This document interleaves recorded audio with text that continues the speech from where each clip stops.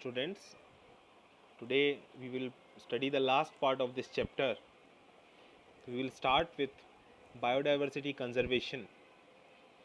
First question which arises in our mind is why should we conserve biodiversity? हमें biodiversity की रक्षा क्यों करनी चाहिए? बहुत सारे रीजंस हैं इसके पीछे, मैनी रीजंस. कुछ रीजन स्पष्ट हैं, ऑब्वियस हैं, और कुछ अस्पष्ट हैं जो सीधा दिखाई नहीं देते बट इनडायरेक्ट हैं, लेकिन सारे के सारे इम्पोर्टेंट हैं. तो हम इसको तीन बड़े ग्रुप्स में बांटेंगे, तीन कैटेगरीज में बांटेंगे जो आंसर्स हैं हमारे. फर्स्ट है नैरो यूटिलिटेरियन अप्रोच, सेकंड है broad utilitarian approach, and third है एथिकल अप्रोच. फर्स्ट देखते हैं नैरो यूटिलिटेरियन अप्रोच क्या कहती है. The narrowly utilitarian arguments for conserving biodiversity are obvious because ये स्पष्ट हैं, सीधा दिखाई दे रहे हैं. मतलब ह्यूमंस जो हैं वो बहुत सारे इकोनॉमिक बेनिफिट्स लेते हैं नेचर से. तो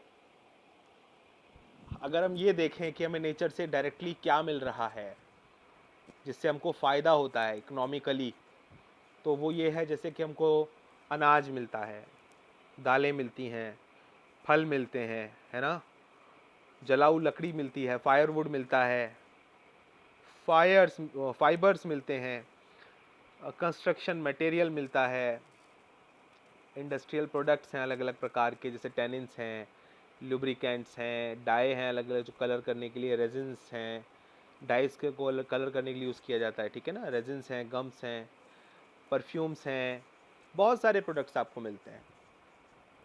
और ऐसे प्रोडक्ट्स मिलते हैं जो मेडिकल इम्पोर्टेंस के होते हैं जंगलों से. More than 25% of the drugs currently sold in the market worldwide are derived from plants, and 25,000 species of plants contribute to traditional medicines used by native peoples around the world. तो कई स्थानीय लोग आज भी ऐसी पारंपरिक तौर पर ऐसी दवाइयों का प्रयोग करते हैं जिसको ट्रेडिशनल मेडिसिन बोलते हैं, जिनमें लोकल प्लांट्स का इस्तेमाल होता है. कहीं ना कहीं उनसे निकाले गए जो सब्सटेंसेस हैं उनका यूज़ किया जाता है, केमिकल कंस्टिट्यूएंट्स कह सकते हैं. Nobody knows how many more medically useful plants are there in the tropical rain forests waiting to be explored. Tropical rain forests में आज भी हमें पता नहीं कितने प्लांट्स हैं जिनको हम नहीं जानते, जिनको हम एक्सप्लोर नहीं कर पाए हैं, और उनके अंदर ऐसे कॉन्स्टिट्यूएंट्स हो सकते हैं जिनकी मेडिकल वैल्यू का हमको ज्ञान नहीं है.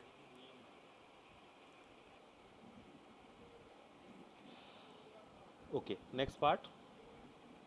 अगर हम बायो प्रोस्पेक्टिंग भी करें, यानी हम जो बायोडाइवर्सिटी है हमारे पास अवेलेबल है उसका और यूज़ एक्सप्लोर करें या डाइवर्सिटी को एक्सप्लोर करें इस्तेमाल के लिए, है ना, तो और हम बेनिफिट्स ले सकते हैं, क्योंकि बहुत सारे बेनिफिट्स तो हमको पता ही नहीं है.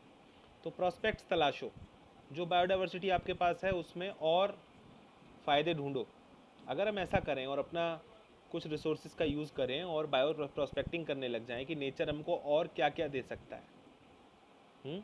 हम मॉलिक्यूलर लेवल डाइवर्सिटी देखें, उनमें जेनेटिक डाइवर्सिटी देखें, उनकी स्पीशीज़ लेवल डाइवर्सिटी की स्टडी करें, और ऐसे प्रोडक्ट्स की तलाश करें जो इकोनॉमिक इम्पोर्टेंस रखते हैं, जिसको हम बोलेंगे बायो प्रोस्पेक्टिंग, है ना.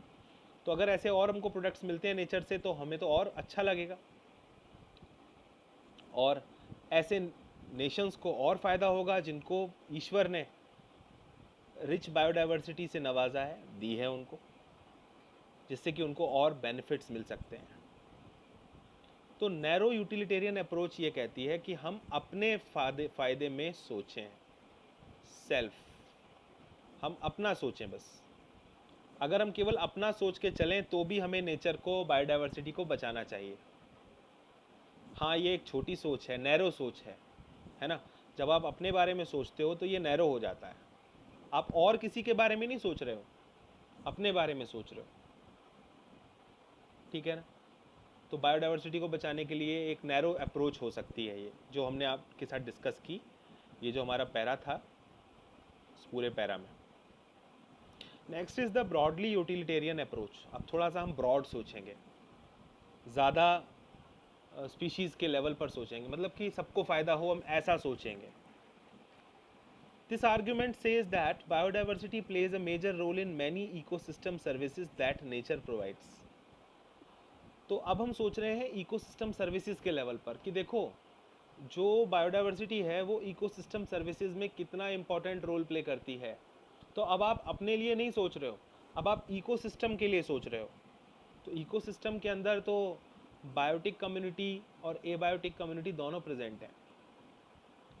एबायोटिक जो कंपोनेंट्स हैं, सॉरी, तो बायोटिक कम्युनिटी भी है उसमें, है कि नहीं। तो यानी आप बहुत सारी स्पीशीज़ के बारे में सोच रहे हो, आप इकोसिस्टम सर्विसेज के बारे में सोच रहे हो। तो दिस इज़ ब्रॉड।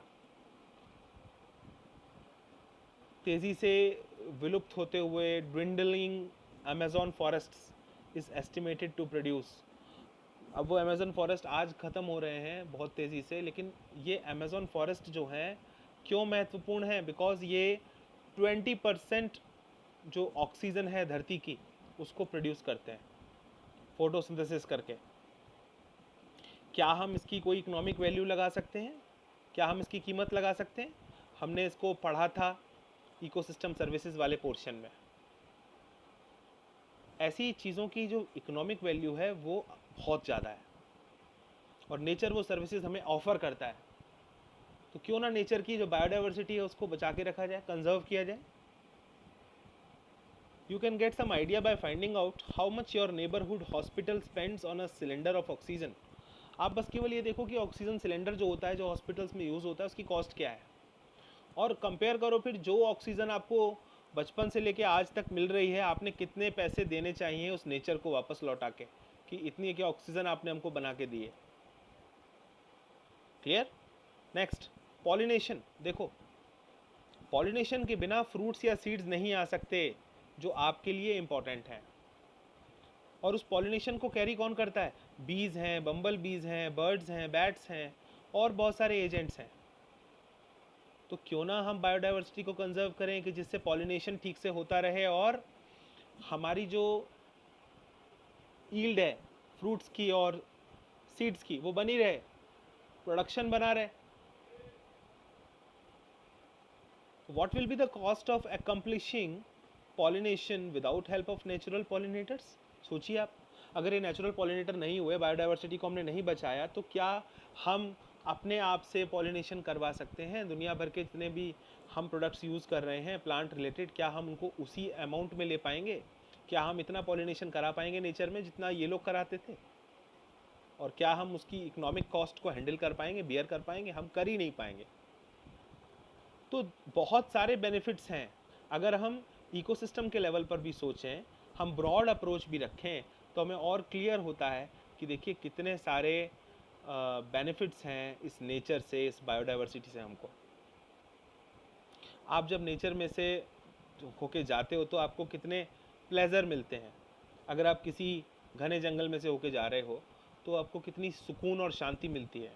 आप फूलों को खिलते हुए देखते हो, उन्हें ब्लूम करते हुए देखते हो, आप जब उठते हो आपके कानों में बुलबुल की आवाज़ आती है। क्या इस चीज़ के ऊपर कोई प्राइस टैग लगा सकते हैं आप? क्या कोई कीमत आप लगा सकते हैं इस चीज़ की, इस अनुभव की? आप नहीं लगा सकते। तो क्यों ना हम ब्रॉड वे में सोचें। तो ये दो अप्रोच हो गई, narrow and broad. Third is the ethical argument of conserving biodiversity. It relates to what we owe to millions of plants, animals and microbe species with whom we share this planet. अब हमारा कर्तव्य भी तो है कुछ। Ethical argument कहता है कि आपका कुछ ना कुछ कर्तव्य है। इथिकल बात है ये कि इतने सारे प्लांट्स, एनिमल्स और माइक्रो ऑर्गेनिजम्स जो आपकी मदद करते हैं, आपके साथ रहते हैं, आप उनकी मदद करें। आप उनको क्या दे के जा रहे हैं? हमें ये रियलाइज़ करना पड़ेगा कि हर स्पीशीज़ की कोई ना कोई वैल्यू है, हर स्पीशीज नेचर के लिए अमूल्य है, चाहे हमारे लिए वो इकोनॉमिकली फ़ायदेमंद हो या ना हो, बट नेचर के लिए वो कहीं ना कहीं फ़ायदेमंद होगी। तो हमारी मोरल ड्यूटी है कि हम एक अच्छे इंसान बनते हुए जो हमको नेचर ने दिया है वो आने वाली जनरेशन्स के लिए छोड़ें, बचा करके जाएं, ऐसा ना करें कि उसको हम समाप्त कर दें। तो this is the third approach, third argument, ethical argument. Next part की स्टडी करते हैं। तो आप बायोडाइवर्सिटी को कैसे बचा सकते हैं? How do we conserve the biodiversity? When we conserve and protect the whole ecosystem, its biodiversity at all levels is protected. We save the entire forest to save the tiger.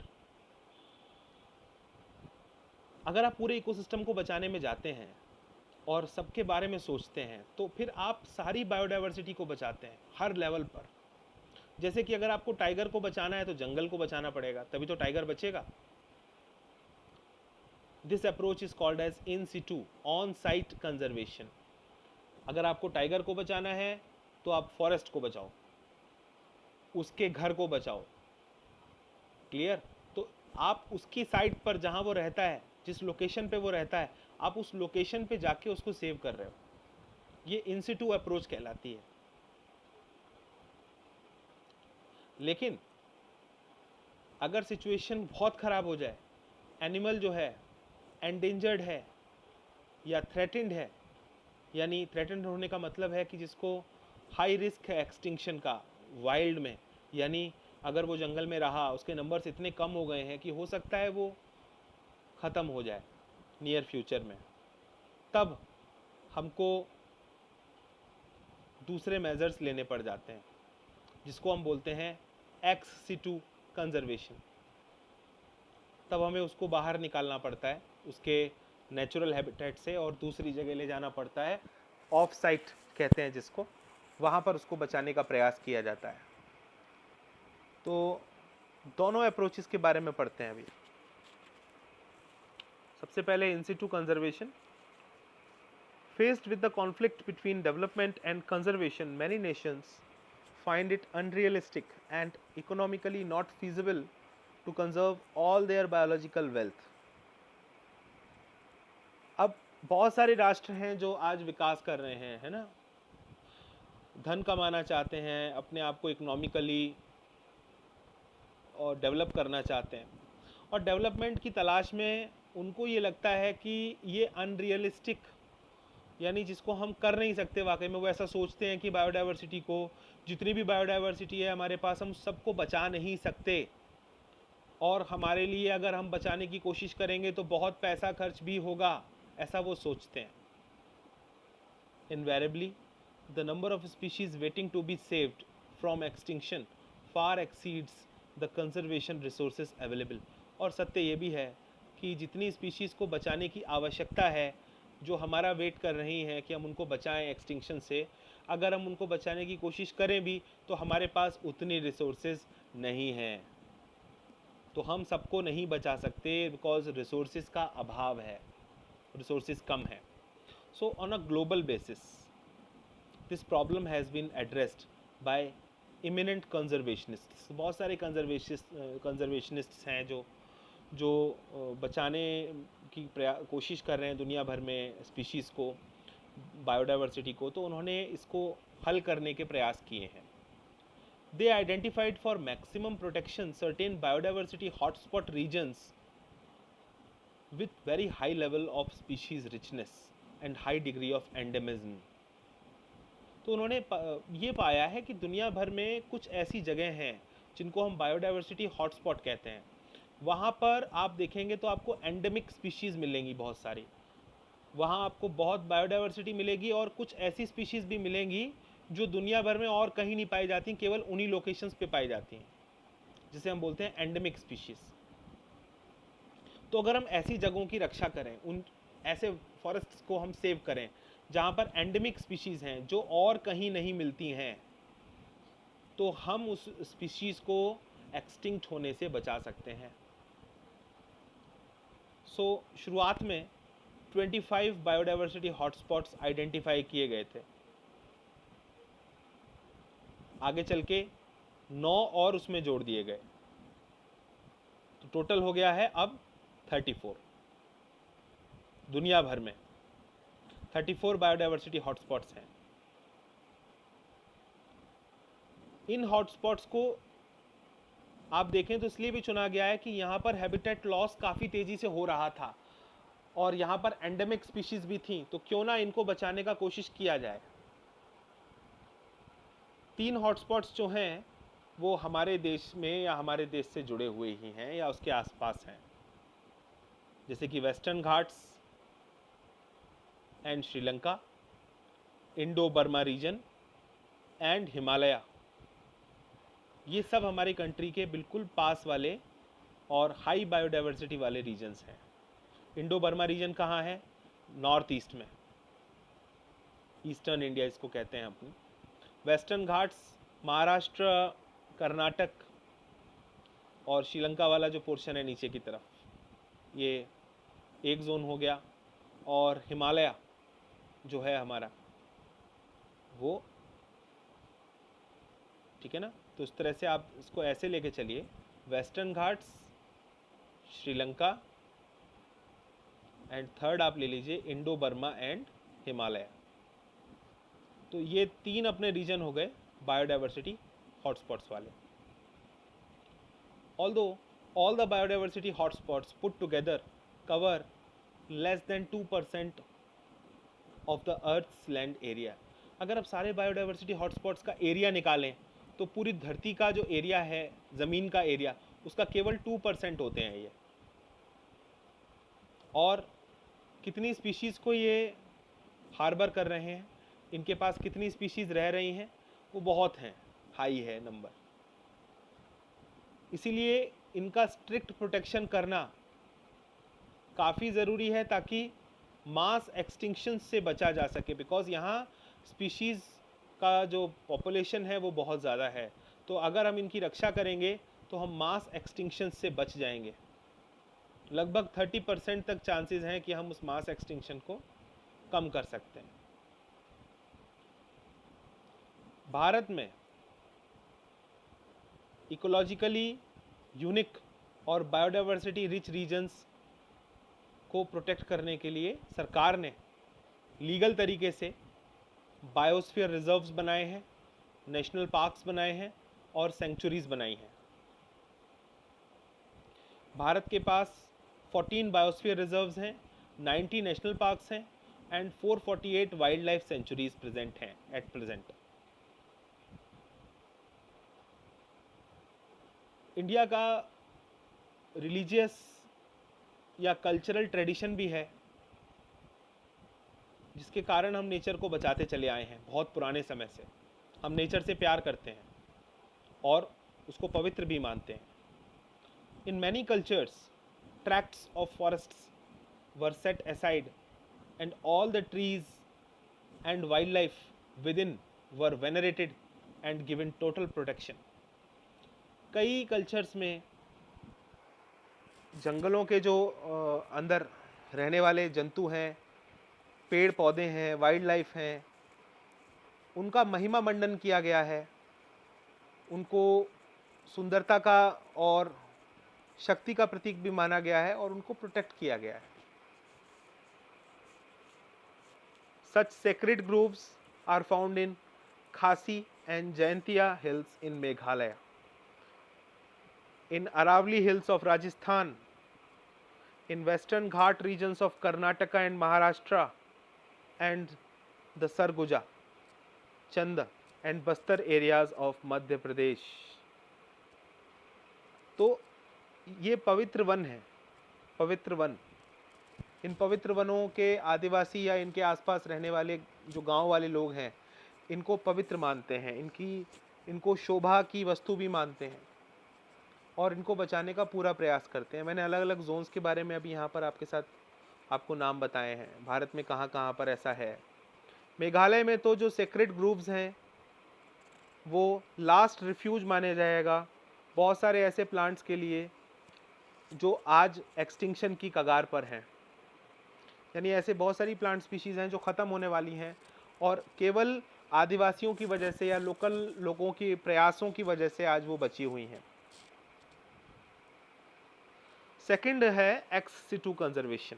In this approach the threatened animals and plants are taken out from their natural habitat and placed in special setting where they can be protected and given special care. तो यहाँ पर क्या हो रहा है कि यहाँ पर ऐसे प्लांट्स और एनिमल्स को जो नेचुरल हैबिटेट में अब ख़त्म हो सकते हैं, अगर उनको वहाँ रखा गया लंबे समय तक, they can extinct, they can become extinct, तो उनको वहाँ से हटा लिया जाता है और उनको जूलॉजिकल पार्क्स में, बॉटेनिकल गार्डन्स में, वाइल्ड लाइफ सफारी में, ऐसी जगहों पर उनको ले जाया जाता है। उनके नेचुरल हैबिटेट से हटा करके we take them to some other place which is special, where we try to protect them, we give them special care. Because जंगलों में रहते तो उनको अपनी केयर खुद करनी पड़ती, अब उनके नंबर इतने कम हो गए हैं कि उनको वहाँ पर रखना खतरे वाली बात हो गई। इसलिए उनको हम जूलॉजिकल पार्क्स में ले जा सकते हैं, या प्लांट्स को हम बॉटेनिकल गार्डन्स में सेव कर सकते हैं, और हम वाइल्ड लाइफ सफारी पार्क्स भी बना सकते हैं।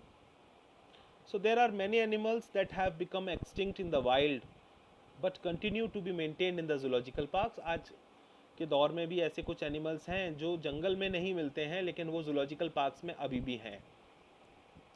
In recent years, ex situ conservation has advanced beyond keeping threatened species in enclosures. तो और एडवांस्ड हो गया है ये एक्स सिटू कंजर्वेशन, और आप ज़रूरी नहीं है कि थ्रेटेंड स्पीशीज़ को बंद करके ही रखें। नाउ अब आप देखें तो क्या हो रहा है इसमें। Now gametes of threatened species can be preserved in viable and fertile conditions for long periods. तो ज़रूरी नहीं है कि आप इनको एनक्लोजर्स में बंद करके रखें बचाने के लिए, आप ऐसा भी कर सकते हैं कि इनके गैमेट्स को आप सेव करके रखें लंबे समय के लिए, वायबल बना करके और फर्टिलिटी मेंटेन करके उनकी, जिसको बोलते हैं क्रायो प्रिजर्वेशन। तो काफ़ी ठंडे टेम्परेचर पे इनको सेव करके रखा जाता है, जिससे इनका मेटाबॉलिक जो रेट है वो बहुत स्लो हो जाता है या ख़त्म हो जाता है एक तरीके से, जिसकी वजह से लंबे समय तक वो वायबल बने रहते हैं। Eggs can be fertilised in vitro and plants can be propagated using tissue culture methods. तो आगे चल के क्या कर सकते हैं, हम उनका यूज़ कर सकते हैं गैमेट्स का, और लेबोरेटरी टेक्निक्स से हम उनको फर्टिलाइज करा सकते हैं। प्लांट्स को हम टिश्यू कल्चर के हेल्प से प्रोपगेट करा सकते हैं, अगर प्लांट टिश्यू हमारे पास प्रिजर्व्ड है तो क्रायो प्रिजर्वेशन टेक्निक से। Seeds of different genetic strains of commercially important plants can be kept for long periods in seed banks. तो सीड बैंक में हम बहुत सारे सीड्स को लंबे समय तक प्रिजर्व करके रख सकते हैं। इवन दो अगर प्लांट हमारा ख़त्म होता है वाइल्ड में, तो हमारे पास कम से कम सीड तो अवेलेबल रहेगा, या प्लांट टिश्यू तो अवेलेबल रहेगा, जिससे कि हम फ्यूचर में प्लांट डेवलप कर सकते हैं। तो बायोडाइवर्सिटी जो होती है किसी पॉलिटिकल बाउंड्री को नहीं जानती, वो इंडिया, चाइना, पाकिस्तान नहीं जानती है। इसीलिए आप अगर बायोडाइवर्सिटी को बचाना चाहते हैं एज अ नेशन, आप सबको मिलके काम करना पड़ेगा, सारे देशों को मिलके काम करना पड़ेगा, ये सबकी रिस्पॉन्सिबिलिटी है। इसी बात को देखते हुए the historic convention of biodiversity, the earth summit which was held in Rio de Janeiro in 1992, तो ये ब्राज़ील में है, रियो डी जेनेरियो। यहाँ पर 1992 में अर्थ समिट हुआ था, जो कि बायोलॉजिकल डाइवर्सिटी को केंद्र में रखकर, सेंटर में रखकर हुआ था। इसके ऊपर वहाँ पर डिस्कशन हुआ था, और सारे देशों से कहा गया था कि आप अप्रोप्रिएट मेजर लीजिए बायोडाइवर्सिटी को बचाने के लिए, और उस बायोडाइवर्सिटी को बचाने के बाद आप उसका सस्टेनेबल तरीके से यूटिलाइजेशन करना सीखिए, ताकि लंबे समय तक ये मेंटेन रहे। अगर आप बायोडाइवर्सिटी को यूटिलाइज कर भी रहे हो तो सस्टेनेबल वे में करो, ताकि फ्यूचर जनरेशन्स को भी वो अवेलेबल रहे। In a follow-up, the World Summit on Sustainable Development held in 2002 in Johannesburg, south Africa. इसके बाद फिर क्या हुआ, अगली मीटिंग जो है, फॉलोअप मीटिंग जो थी 10 साल बाद, that was organised by South Africa, and 190 देशों ने यहाँ पर प्लेज ली कि वो कमिट करेंगे इस स्टेप के लिए, और कि वो बायोडाइवर्सिटी को बचाएंगे और उसका जो लॉस हो रहा है उसको कम करने की कोशिश करेंगे, ग्लोबल लेवल पर, रीजनल लेवल पर और लोकल लेवल पर। यानी हर लेवल पर, बड़े से छोटे लेवल की तरफ जाते हुए हम बायोडाइवर्सिटी के लॉस को घटाने का काम करेंगे। 190 देशों ने ये प्लेज दिया। So thank you very much for listening to this and watching this video.